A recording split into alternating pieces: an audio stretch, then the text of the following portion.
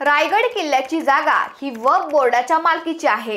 इतकंच काय तर सिद्धिविनायक मंदिराच्या जागेवरही वक्फ बोर्डाने दावा ठोकलाय। मागील काही दिवसात सोशल मीडियावर प्रचंड व्हायरल होणाऱ्या या दोन पोस्ट यामुळे अर्थातच सर्वांना आश्चर्याचा धक्का बसला।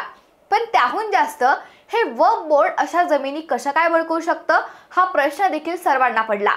रायगड किल्ला आणि सिद्धिविनायक मंदिरावर खरंच वक्फ बोर्डाने दावा ठोकलाय का ते आज आपण पाहणार आहोतच। पण यासोबतच ही वक्फ बोर्डाची भानगड नेमकी काय आहे, त्याच्या कायद्यात बदल केले जाणार आहेत असं म्हणतायत, ते बदल नेमके आहेत तरी काय? तब्बल 9.4 लाख एकरांची जागा या एकट्या वक्फ बोर्डाच्या मालकीची कशी, सगळंच अगदी सविस्तर आणि साध्या सोप्या भाषेत आपण समजून घेऊयात। नमस्कार, मी निकिता आणि तुम्ही पाहतायत हॅलो महाराष्ट्र।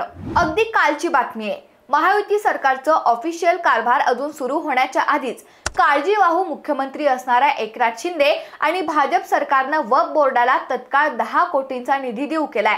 याआधीच छत्रपती संभाजीनगर मधल्या वक्फ बोर्डाला 2 कोटी देण्यात आले होते। त्यानंतर आता अल्पसंख्याक विभागाने तातडीने शासन आदेश काढून या बोर्डाला 10 कोटी दिलेत। आता पैसे दिले तर दिले, तुमचं काय जातंय असा प्रश्न तुमच्या डोक्यात येऊ शकतो। पण जरा थांबा, कारण ज्या महायुती सरकारनं वक्फ बोर्डाला 10 कोटी रुपये दिले आहेत त्याच महायुतीने प्रचाराच्या दरम्यान वक्फ बोर्डावर टीका केली होती। त्यांच्या जमिनी व्यवस्थापनावर शंका उपस्थित केल्या होत्या। अर्थात हिंदू वोट बँक डोळ्यासमोर ठेवून भाजप आणि शिंदेंनी तेव्हा तशी भूमिका घेतली असेलही, पण भाजप सरकार वक्फ कायद्याला केंद्रात विरोध करत असताना महायुती थोडक्यात हिंदुत्ववादी सरकारनं तब्बल 10 कोटी रुपये त्याच बोर्डाला देणं जरा ऐकायला चांगलं वाटत नाहीये। पण हा वक्फ बोर्ड नेमका असतो तरी काय ते थोडक्यात समजून घेऊयात। वक्फच्या व्याख्येनुसार किमान 5 वर्ष इस्लाम धर्माचं पालन करणाऱ्या आणि मालमत्तेची मालकी असलेल्या कोणत्याही व्यक्तीने दिलेली देणगी म्हणजेच वक्फ होय। सोप्या भाषेत सांगायचं तर वक्फचा अर्थ आहे अल्लाहच्या नावे, म्हणजे अशा जमिनी ज्या कुठल्याही व्यक्ती अथवा संस्थेच्या नावावर नाहीयेत। जर कोणी त्यांची संपत्ती वक्फच्या नावे केली असेल, जर कोणी मुस्लिम अथवा मुस्लिम संस्थेची जमीन दीर्घ काळापासून वापरत असेल तर ती वक्फ म्हणून बोर्डाच्या ताब्यात दिली जाते। वक्फ करण्याचे वेगवेगळे मार्ग आहेत। उदाहरण द्यायचं झाल्यास, जर एखाद्या व्यक्तीकडे एकापेक्षा जास्त घरं असतील आणि त्यापैकी एक घर त्याला वक्फ करायचं असेल तर तो वक्फसाठी एक घर दान करण्याबद्दल त्याच्या मृत्यूपत्रात लिहू शकतो। अशा परिस्थितीत संबंधित व्यक्तीच्या मृत्यूनंतर त्याच्या कुटुंबाला ते घर वापरता येणार नाही। वक्फ मालमत्तेचं व्यवस्थापन करणारी संस्था त्या घराचा वापर सामाजिक कार्यासाठी करू शकते। अशाच पद्धतीने शेअर्स पासून घर, बंगला, पुस्तकं, रोख रक्कम सुद्धा वक्फ करता येऊ शकतं। 18 वर्षांपेक्षा जास्त वय असलेली कोणतीही मुस्लिम व्यक्ती त्याच्या नावावर असलेली कोणतीही मालमत्ता वक्फ करू शकते।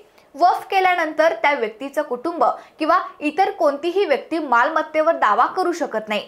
मुस्लिम समाजाच्या जमिनीवर नियंत्रण ठेवण्यासाठी, या जमिनींचा गैरवापर आणि त्यांची अवैध मार्गाने होणारी विक्री थांबवण्यासाठी हा बोर्ड कायद्यानुसार अस्तित्वात आलाय।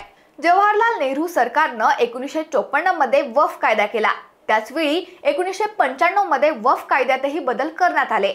सध्या देशात एक सेंट्रल वक्फ बोर्ड आहे आणि प्रत्येक राज्याचे स्वतंत्र असे एकूण 32 स्टेट वक्फ बोर्ड आहेत। या बोर्डाकडे आपापल्या मालकीच्या हजारो एकर जमिनी आहेत। तुम्हाला हे ऐकून धक्का नक्कीच बसेल की या बोर्डाची स्वतःची अशी 9.4 लाख एकर जमीन मालकीची आहे। भारतीय रेल्वे आणि संरक्षण मंत्रालयानंतर मालमत्तेच्या बाबतीत हा बोर्ड 3ऱ्या स्थानावर आहे। यावरून हा बोर्ड संपत्तीच्या बाबतीत किती पॉवरफुल आहे याचा अंदाज आपल्याला येऊ शकतोय। पण या जमिनीवरून सध्या बराच वाद सुरू आहे। एकतर या जमिनी पडून आहेत, त्यामुळे त्या वापरात याव्यात, ज्याचा फायदा मुस्लिम समाजालाच होईल, आणि दुसरं म्हणजे या बोर्डाच्या जागेवर अनेक लोकांनी अतिक्रमण केले। त्यांना हक्काचा निवारा मिळावा म्हणून या जमिनी त्यांच्या मालकीच्या कराव्यात असा एक रेटा लोकांच्यातून येऊ लागलाय। वक्फ बोर्ड मनमानी करून अनेक ठिकाणी जमीन हडपत असल्याच्या बातम्या कानावर पडू लागल्यात। हिंदुत्ववादी संघटना, पक्ष यांनी या बोर्डावर बंदी घालण्यात यावी यासाठी आंदोलनं केली, मोर्चे काढले। त्यामुळे यावर तोडगा काढण्यासाठी सरकारनं अखेर या वक्फ कायद्यात दुरुस्ती करण्याचा घाट घातलाय। या कायद्याला नाव देण्यात आलंय United Waqf management, empowerment, efficiency and development act. थोडक्यात वक्फ जमिनीचं व्यवस्थापन आणि त्याचा प्रभावी वापर करणं. या कायद्याने वक्फ बोर्डाकडची ताकद कमी करण्याचा मोदी सरकारचा प्रयत्न आहे. आता या कायद्यानं नेमकं काय बदलणार आहे ते थोडक्यात पाहूयात. एखादी संपत्ती वक्फची आहे की नाही हे ठरवण्याचा अंतिम अधिकार आता बोर्डाला नसेल तर तो न्यायालयाला असेल. वक्फ बोर्डातील 2 प्रतिनिधी बिगर मुस्लिम असावेत. सेंट्रल डेटाबेसमध्ये थोडक्यात सरकारकडे या जमिनीची नोंदणी केली जाईल. बोर्डावर महिला सदस्य असतील. असे अनेक लहान मोठे बदल या विधेयकानुसार होणार आहेत. दुसऱ्या बाजूला मुस्लिमांच्या जमिनी ताब्यात घेण्यासाठी, रिअल इस्टेट उद्योगाला जमिनी मिळवण्यासाठी आणि हिंदू वोट बँक डोळ्यासमोर ठेवून हा सगळा घाट सरकार घालत असल्याचा आरोपही होत असतो. बोर्डाचं नाव पुढे करून हिंदू मुस्लिम तिढा वाढवण्याचा प्रयत्नही केला जातोय. त्याचंच उदाहरण म्हणजे रायगड किल्ला, सिद्धिविनायक मंदिर या जागांवर वक्फ बोर्डाने दावा केल्याची खोटी माहिती सोशल मीडियावर व्हायरल केली जाते आणि धार्मिक संघर्ष आणखीनच तीव्र ठेवला जातोय. बाकी वक्फ कायद्यात बदल होणं गरजेचं आहे का?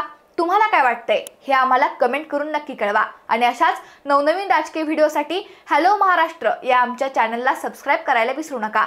व्हिडिओ शेवटपर्यंत पाहिल्याबद्दल धन्यवाद.